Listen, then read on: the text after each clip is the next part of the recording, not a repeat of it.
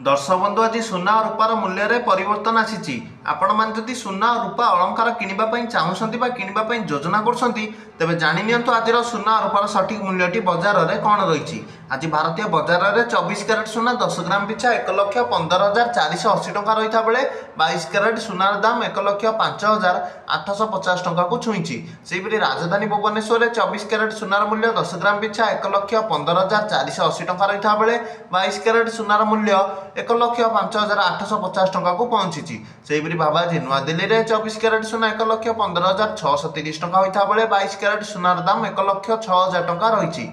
सेहीपरि भाव आज मुंबई में 24 क्यारेट सुना 10 ग्राम पिछा 1,15,480 टंका होता बेले 22 क्यारेट सुनार दाम यथाक्रमे 1,05,850 टंका रही।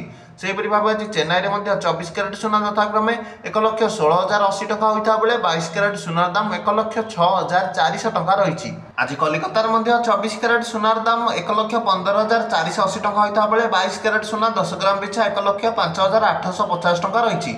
अन्यपटे रूपा मूल्य किलो पिछा 1,49,000 टंका होती। आज बजार में सुना रूपार सठिक रेट। वीडियोटी को लाइक और चैनल टी सब्सक्राइब कर दिंतु।